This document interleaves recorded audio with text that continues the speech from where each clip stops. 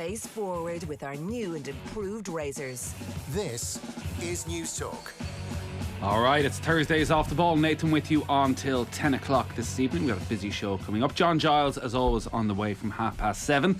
He will be reflecting on a very good week for the Republic of Ireland. After 8, we're going to be joined by Cara O'Kane of the Irish News to talk about the GAA Special Congress and the chances of Proposal B and that radical change to the inter-county season, of those changes actually becoming reality at Congress. Also between 8 and 9, Kavitha Davidson is going to join us. John Grugan, one of the most high-profile figures in American football, stepping down as head coach of the Las Vegas Raiders earlier this week after the New York Times released emails in which he had made homophobic and misogynistic remarks. Also accused of making racist statements as well. A huge name in the NFL and obviously a major storm in American sports. So we're going to be talking to Kavitha on that around about 8:30. And then on the football show, Kelly Cates is going to be with us, of course, of Sky Sports fame, and we're going to be chatting about her career and also, of course, of growing up in the Dalglish household, about Hillsborough as well. She was at Hillsborough in that day in 1989 and obviously dealing through the aftermath of that as a family. So well worth listening into that. Kelly Cates coming your way between 9 and 10. 53106 is the text number. Add Off the Ball if you want to get in touch on social media. Richie McCormick, good evening. Hey, Nathan. And Joe Malloy, good evening to you. Hi, lads. So John Giles with us to put a wrap on the week. I came into the office, JP said to me, I've never seen Joe Malloy as buzzing about an Irish performance as he was about that victory over Qatar. You are a believer. Yes, I am. Yeah. I think it was worrying in March. It was very worrying. But if you don't see in the last two windows how things have changed and the way in which they're changing, then I can't help you, because the manner of the performance in Baku was very positive because it was that little bit more pragmatic.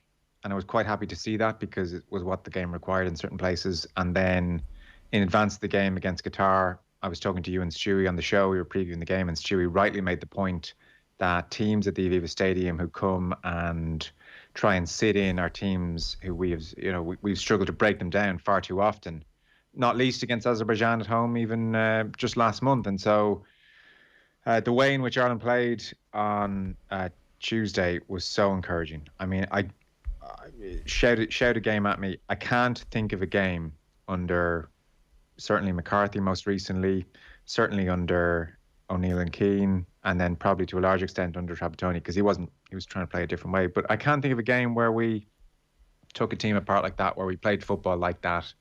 And I tweeted, Nathan, that something really good is now happening to this team under Kenny. Some people interpreted that tweet as me saying Ireland are perfect in every way and going to win the World Cup. But something really good is happening. That was different. The manner of that performance was different. I don't think we should be reticent about saying that. I think there's almost now sort of, you need to be an apologist to say that you think that what Kenny is doing is good. That was exceptional by Irish standards the other night, and I'd make no bones about saying it. The way they took that team apart was really, really promising. Doesn't mean they're going to hammer Luxembourg. Doesn't mean Portugal won't come to Dublin and win. I get all that, but it's the nature of the performance for me that I was really excited. Really excited. Yeah, I was. That was different. It was the relentlessness that stood out for me at the Aviva, that from the first minute when Ogbene won that free kick, Ireland were on the front foot, and even as recent as last Saturday against Azerbaijan, when they went in front, they sat back and they let Azerbaijan take control of the game. Whereas actually there seemed to be a sense of we need to keep pushing, and maybe getting a second goal so early makes it a whole lot easier to do it, because you know you can take a few risks and it's not going to be overly damaging. If you were to concede one goal, you still have the lead.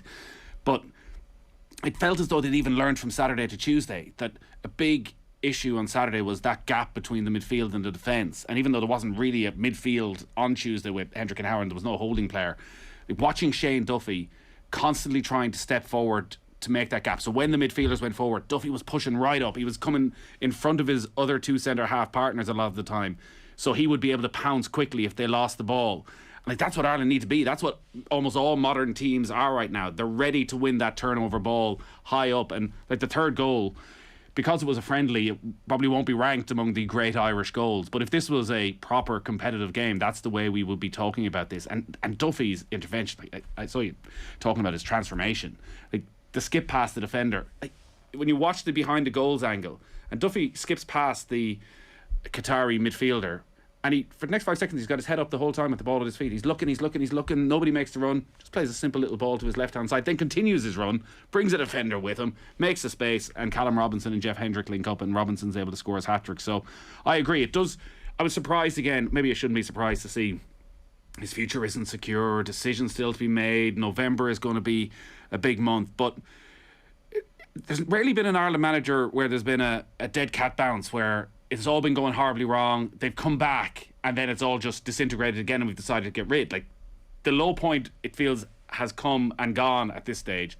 And this team now are on the upward curve where players are actually fit. Almost all their best players are available. There's a consistency of selection. And I don't know, Richie, I haven't really ever believed there's been a rush to get the new contract signed, considering it's all the way till the end of next June. And in a way, I was surprised by Stephen Kenny's comments because, after a win, I thought he'd be trying to put the pressure on to get the contract done now, whereas, he's sort of saying, well, I know I'm going to be here for these Nations League games next June. Yeah. Judge me on that.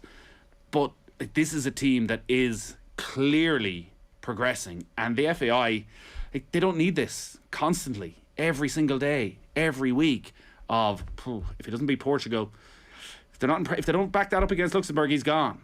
They need to get out of that cycle. Yeah, I would imagine that will be sorted pretty quickly after the review that is coming after the pair of November games. And it's probably an issue that Kenny didn't want to publicly push, and nor did the FAI, because they both addressed it in the previous window. And Jonathan Hill had spoken to Stephen Doyle shortly after those games, and they said, listen, the review happens as normally after the end of a cycle, after the end of an international season, and we'll discuss it then. And that's when they're going to do it. And that's fine. That's fair enough. And that's when I'd imagine it'll be sorted. I'd say it'll be sorted fairly quickly, and there might be talk of extending his contract beyond that. But there is there's all the sense in the world, obviously, of extending that contract. But there's this weird psychosis still out there that because you give him any kind of praise, even for doing a decent job against pretty scratch opposition the other night, that we're fanboys, or that we're cheerleaders, or that we're pushing some kind of Kenny agenda. The scratch opposition, Richie, is the key thing. Like, Qatar aren't really scratch opposition. They are what they're a step above probably a San Marino or a Gibraltar. They're in that kind of Armenia type level where you make them look scratch opposition quickly by scoring twice early on. That's what you got to do in those games. The FIFA rankings are a hilarious one as well. People kind of fret about them when we drop to 50 whatever, and yet they don't mean anything when we beat a team that are slightly above us in them. And we have to remember that Qatar have been they're not exactly carbon footprint friendly with the way they played matches over the last year, because they bounced around CONMEBOL, CONCACAF, the Asian Cup, obviously enough, which they won. We have to underline that as well. And they've played, a dozen games in between playing us in March and playing us again there the other night. So they were, they're not without practice. They know each other pretty well. And contrary to the point, actually, I know Stewie was pointing it out and yourselves were pointing out that when teams come to sit in, the indication was going into Tuesday night's game, that Qatar actually don't sit in, that they're a team that go for it from the off, and regardless of their formation, I think it was a 3-5-2, actually are quite happy to go and chase the game and take it by the scruff of the neck. So they did leave themselves open by the manner of their play.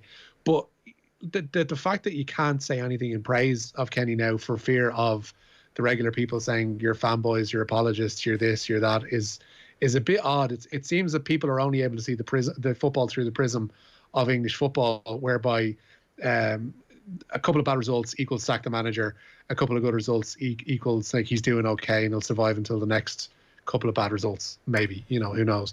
But that needs to change. The actual thought process around how we judge managers, and it isn't just Stephen Kenny, it's everybody.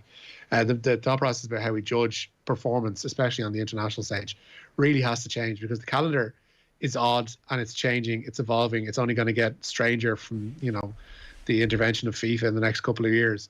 So you kind of have to just buckle down, take each window as it comes without wanting to, get bogged down in catchphrases, and see the bigger picture and see how teams are progressing over the course of a 12 months or how they're progressing over the course of a 24 months, because a 3-game window isn't a good enough judge. And to Joe's point, there's definitely a case that this team from March, and even from a point before that to this current point now, there's no doubting they've made an improvement and a vast improvement at that.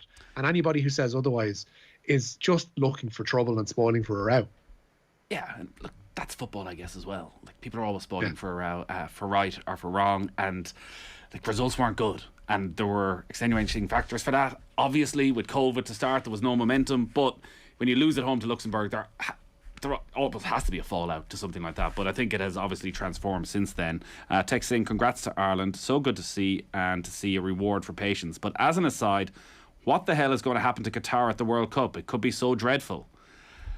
Qatar probably Mauricio Pochettino managing them by the time the World Cup comes around. They're going to be the most experienced team in the history of a World Cup.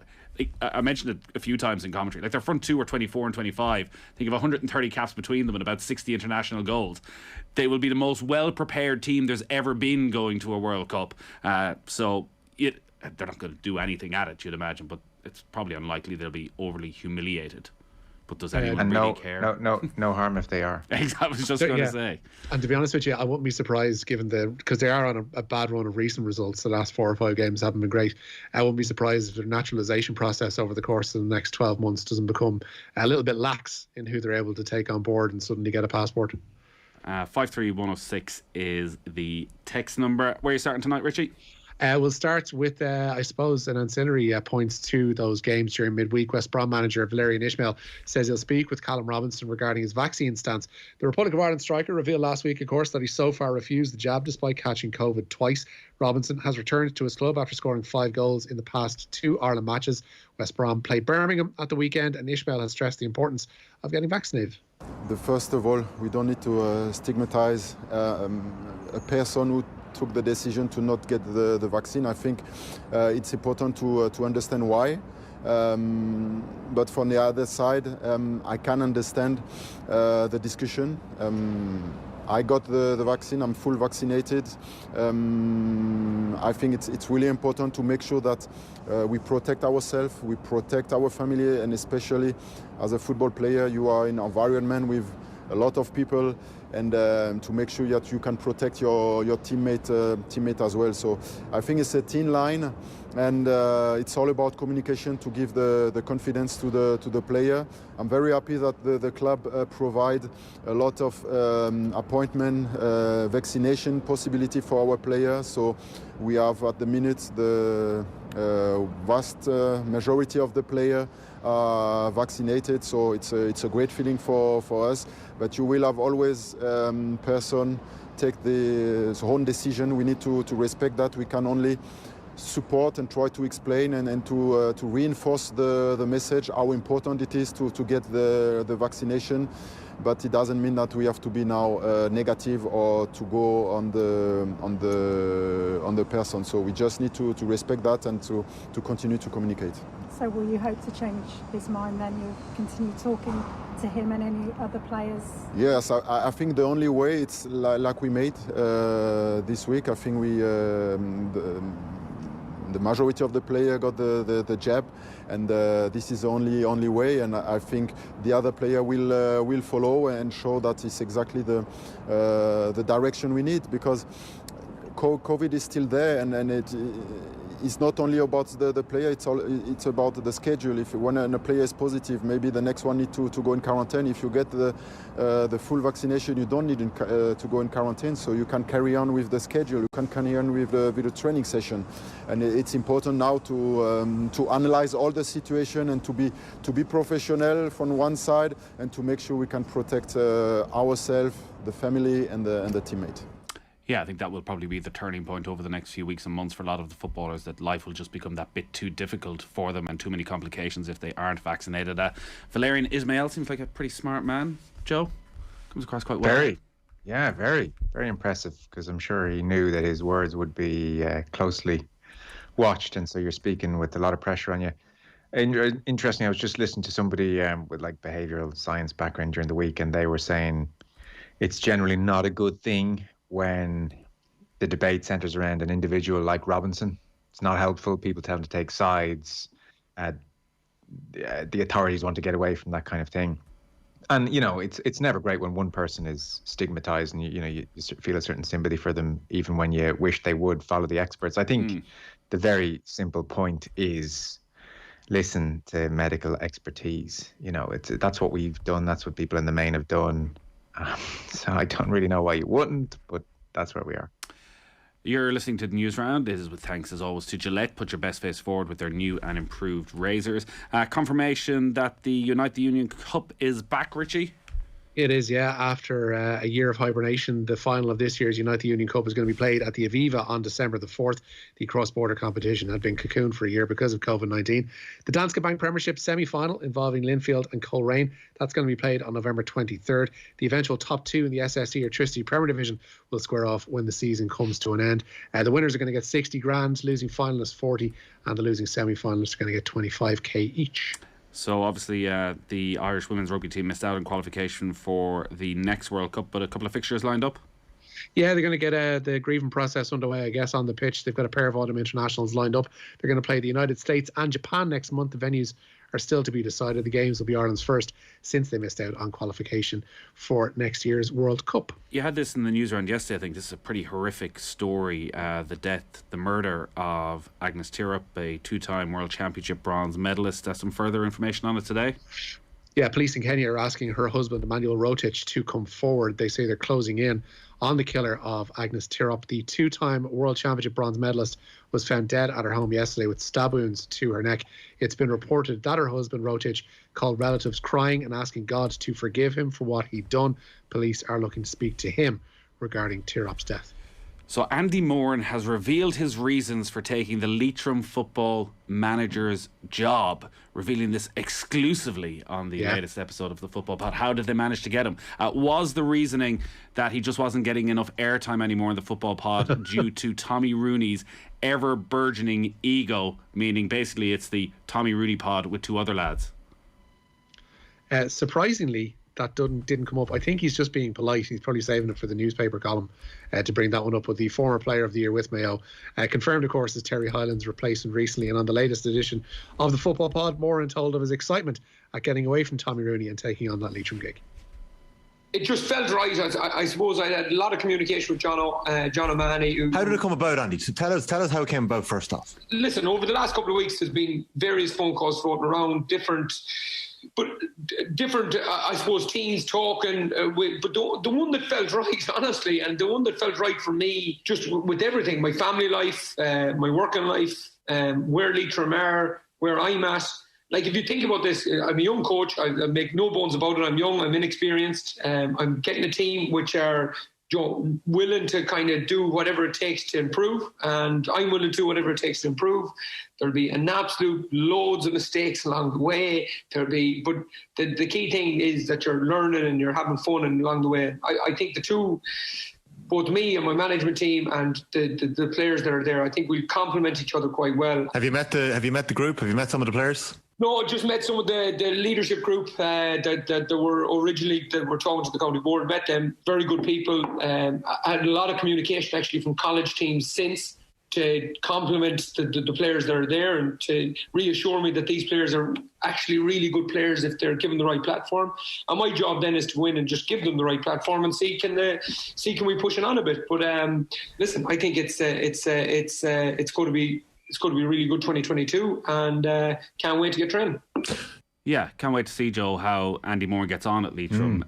Really, it does feel, though, that for Andy Moran, like next Saturday week and that special congress is absolutely vital for the opportunity to progress. Otherwise, you're sitting down in a month's time when the draw is made for the championship and Leitrim are out against Mayo or Galway first day out and you're starting on the back foot straight away. Yeah, true. Either way, it'll be about the league. I guess they just hope that the league is in the summer for them. I think it's a great appointment. I think it's a really shrewd appointment. Anytime I've spoken to Andy, his analysis has been spot on, like really, really insightful.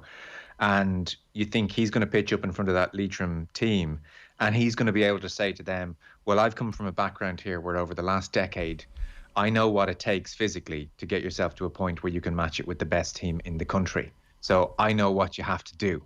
Here's what you have to do. If we do this, physically, we'll be at a level. And skill-wise, we've got from a point in Mayo where our conversion percentage was X and now it was into the 60s under pressure. I know how you do that. This is what you do. I would think for Leitrim players, that's really exciting to hear that. I mean, someone who's been there and seen it done under Horan in particular. I'd say he's desperately hoping Proposal B happens because, as you said, otherwise it's definitely less exciting to be drawn against Mayo in the first round, no matter how much progress they might make in the first 6 months. Yeah, and obviously viewing this as a real opportunity to learn what it's all about actually on the sideline of an inter-county setup. I'm sure there are ambitions down the track that he may end up at one of those, or end up as Mayo, and he could have done the thing as the legend and hang around and maybe go in with James Horn behind the scenes and be the next man in.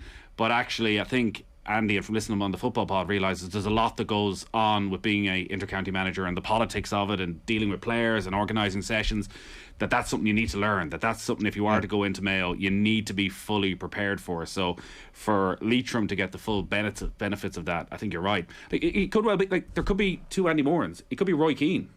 There could be another side to Andy Moran that we've just never seen. He walks in there and his tone when he's talking about the 10 years and what he's seen with Mayo is very different. Lads, what I have done, what medals?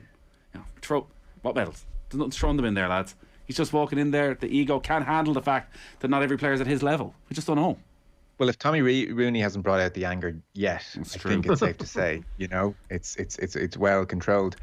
One quick point to mention on Proposal B, we had Enda McGinley on last night, and I thought we were going to get into the nuts and bolts of the whole thing, and actually he threw me at the start because he said, yeah, there's the media discussion and everyone's very on top of Proposal B and likes it, and then I'm talking to people on provincial councils and lots of delegates who will be voting in 8 days' time. They're not really too sure of the details of this thing.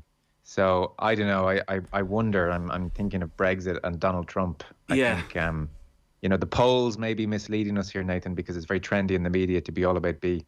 Well, we're talking about that after 8 o'clock. Cahir O'Kane from the Irish News, who would very much be aware of the feelings on the ground and how Congress does work, and he's not fully convinced by it either. I think reading his articles, he thinks that change should come, but maybe this isn't the exact type of change. And again, it might be a case of Congress just kicking it down the road a little bit again, and can we come up with a better solution? But there is no perfect solution, we all know that. Just go do it. It will be devastating, I would imagine, for so many inter-county players if this doesn't happen. But Enda McGinley summed it up. We just don't know. We know that the players want it. We know that GPA have surveyed the players, that the players who are right there want this to happen. But Congress is a whole different thing. And I think we've spoken about it before. We've rang an awful lot of people. We've tried to make as many calls as possible. And anytime you speak to the players, they're so passionate about this that they want it through. And then you talk to people who are in and around and on the committees, and they're not quite sure what the fuss is about and what all the debate is about, and it may happen, it may not happen, but either way it'll be a championship and we'll all just get on with our lives. So yeah, it's going to be an interesting week to see, is there an intervention from Croke Park? Is there a turning point in this where actually those people who don't understand fully what's happening are swayed? You kind of hope there is, because the more you read about it, the more you think about it, the more exciting it actually is. Yeah, agree totally. So look, I guess they have a week to get on top of things and be convinced. I mean, the financial question mark has been answered now. I think 10 million extra in gate receipts, which was always going to be the case. And we're talking about more games here, so obviously it was just a case of distribution at that point. So I don't know what the strongest argument against it is. Maybe that's the way to frame this. Jim McGuinness is bemoaning the loss of the provincial championships, and I get that. But beyond that, I don't know what the argument for the status quo is. Really don't. No, well, we'll be talking about that with Cahir O'Kane after 8 o'clock. Richie, JP's telling me to go, but I know you're going to be so upset if you don't get your 10 seconds of Bohemians love in. Yeah, Georgie Kelly has become the fourth Bohemians player in as many months to be named the SSE Electricity Soccer Writers Player of the Month. His 4 goals in the month of September saw him pick up the gong. This is outrageous, Richie. This 4 bold players in a row. This is outrageous. I'm in the Soccer Writer, so I have a vote in this, and I don't vote most months because you don't write. But not just writers, there's broadcasters, there's everybody and anybody on this. And that's been a debate on the Soccer Writers, I can assure you, about the name of the Soccer Writers. But I don't vote because I'm not at all League of Ireland games, so I don't feel I should really be voting. But I feel I'm going to have to start voting because there's clearly a massive media bias towards Bohemians around Irish media between yourself, Roy. There's dozens of you, and you're hijacking the vote, and it's completely unfair to other talents within the league. Long may that continue. On that note, Richie, thank you. Joe, good stuff. We'll talk to you in a while. You're going to be back for the football show after 9? Yeah. All right, time to let you win some money. Your chance to win big. News Talk's cash machine. So today there was €6,375.92 in the cash machine, but we had no winner. The person we picked at random did answer the call when we rang them just after 3 o'clock, but they wouldn't play. True story. Okay, I want to know more about this true story. I'll try and bring you that full true story after 8 o'clock if we can get it through legal. So the €6,375.92 rolls over until tomorrow. Make sure you're listening to Newstalk Breakfast at 8 a.m. tomorrow morning when we'll tell you exactly how much you could win. And for God's sake, answer the phone. And if you do answer the phone within the 5 rings, just take the money. Anyways, 8 a.m. tomorrow morning. John Giles up next. The Newsround on Off the Ball. With Gillette. Put your best face forward with our new and improved razors. Discover the Zanussi laundry range at Power City. Big loads, no biggie, with the extra large 10 kg capacity washing machines. To learn more about the range of Zanussi appliances, please go to powercity.ie. Red Hot Chili Peppers are back. Anthony, Chad, Flea and John live on stage. World Tour 2020.